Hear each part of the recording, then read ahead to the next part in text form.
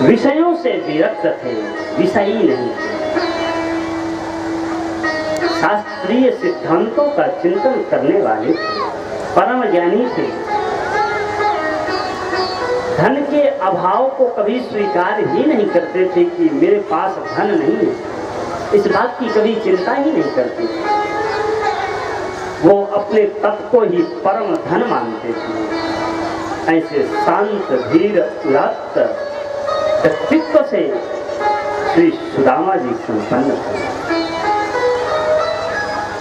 प्रशांतात्मा जितेंद्रिय,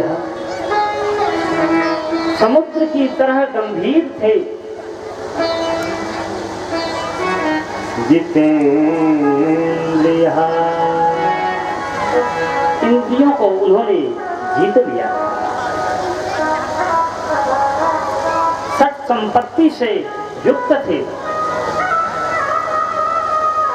तितिक्षा आदि साधनों से संपन्न थे। साम दाम उपरति तितिक्षा समाधान, ये सत संपत्तियां हैं, उन सभी संपत्तियों से श्री सुदामा जी युक्त थे। जो एक विप्र का धर्म होना चाहिए, त्रिकाल संध्या वंदन, द्विकाल अग्निहोत्र इत्यादि सभी नियमों से वह युक्त थे।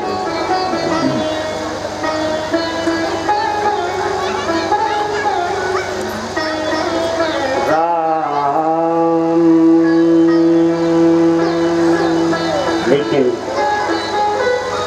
श्री सुदामा जी अपना दुखड़ा किसी से रोते नहीं, अपना दुखड़ा किसी से रोना नहीं चाहिए। सुनी अखिलई हैं लोग सब, बाकी न लई हैं तो। दूसरे लोग सुनेंगे, हंसी करेंगे। आपके दुख को कोई बांट नहीं सकता, भोगना आपको ही पड़ेगा, क्योंकि बोया तो आपने था तो काटना भी आपको ही पड़ेगा। दिनों भोगे छूटे नहीं कोई, दिनों भोगे छूटे नहीं कोई।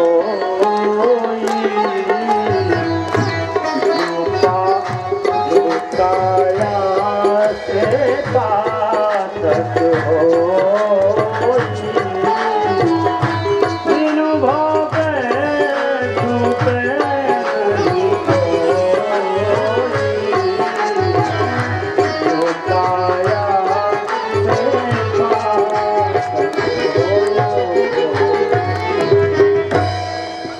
बिना भोगे तो कोई झूठ ही नहीं सकता है।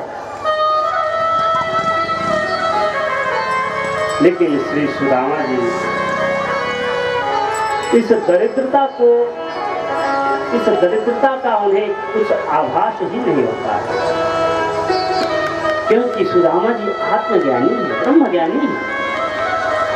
वो दरिद्रता में भी भगवान श्री हरि का दर्शन करते हैं। निज प्रभु मैं देखहि जगत,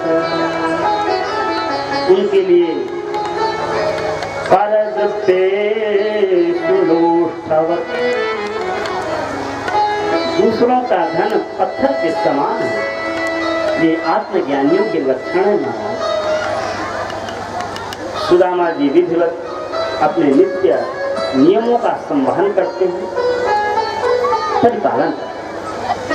लेकिन उनकी जो श्रीमती जी हैं, पत्नी जी हैं, उनको कहीं ना कहीं इस बात का कष्ट जरूर रहता है कि इतने बड़े विद्वान और घर में खाने के लिए नहीं बताइए।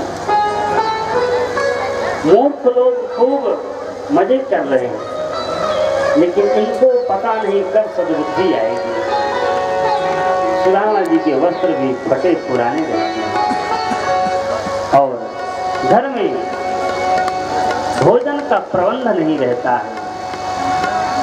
सुदामा जी की पत्नी जो हैं, उनके पास मात्र एक ही वस्त्र है, वो भी फटा हुआ। दरिद्रता वैसे बहुत ही खराब बात है। दरिद्रता अभिशाप है, जीवन में दरिद्रता अभिशाप। लेकिन सुदामा जी दरिद्रता को स्वीकार ही नहीं करते। सुदामा जी आत्मज्ञानी, उनकी पत्नी को आत्मज्ञान नहीं। इसलिए एक दिन सुदामा जी से कहा कि हे प्राणनाथ, आस्ते धुना द्वारवत्यां भोजश्रयन्धकेश्वरः सुमरतः पादकमलमात्मानमपि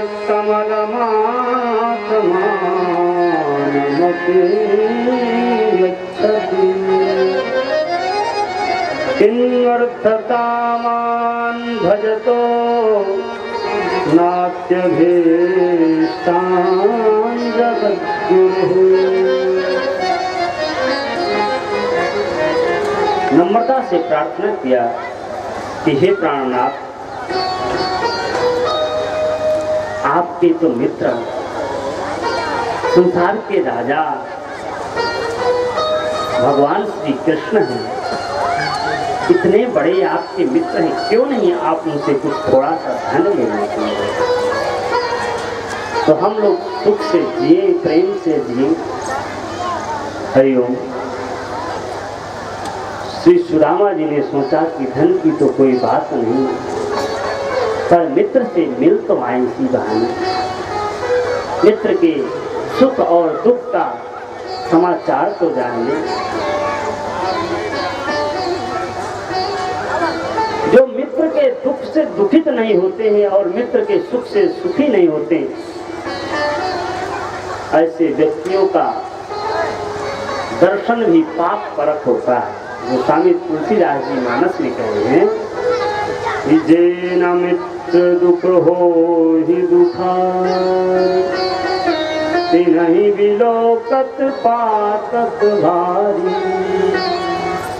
जो अपने मित्र के दुख से दुखित ना हो, ऐसे मित्र मित्र नहीं होते।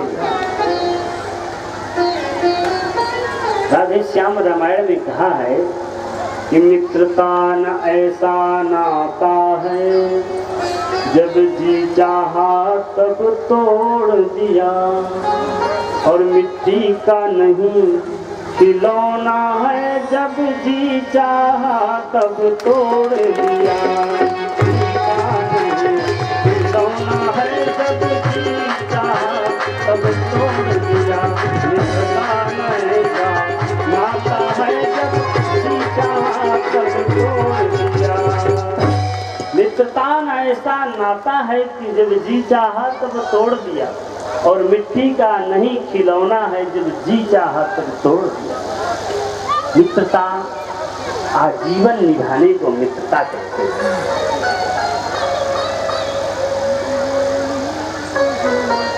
जो विपत्ति के समय कार्य में आए उसको मित्र कहते हैं। जो हमारे अवगुणों को छिपा करके गुणों का समाज में बखान करे उसको मित्र कहते हैं। जो हमें कुमार्ग से हटा करके सुंदर मार्ग पर ले जाए उसे मित्र कहते हैं। मित्र की महाराज अद्भुत परिभाषा कई जगह शास्त्र में आई है, और भगवान श्री राम ने जो बाली सुग्रीव से मित्रता की, तब इस बात को कहे कि जे न मित्र दुख हो ही दुखारी, नहीं विलोकत पातक भारी। सुदामा जी ने बातों का विचार करते हुए अपनी पत्नी के कहने पर याचित्वा चतुरो मुष्टि विप्रान् प्रथुगतण्डुलान् शैलखण्डेन तान् बद्ध्वा भरते पादादुपायनम्। चार घरों से कुछ चावल मांग रहे हैं। याचित्वा चतुरो मुष्टि, चतुरो मतलब कुछ चावल इकट्ठे किए। विप्रान् प्रथगतण्डुलान् शैलखण्डेन बद्ध्वा, शैल माने होता है वस्त्र, खंड माने उसका एक भाग, एक वस्त्र के भाग में बांध करके भरते प्रादादुपायनम, उनकी पत्नी जी ने उस वस्त्र को अपने पति श्री सुदामा जी को दे दिया है और सुदामा जी चल दिए सनई सनई भगवान श्री कृष्ण की चाह में संकीर्तन करते हुए जा रहे हैं। श्री कृष्ण गोविंद हरे मुरारे, हे नाथ नारायण वासुदेवा, हरे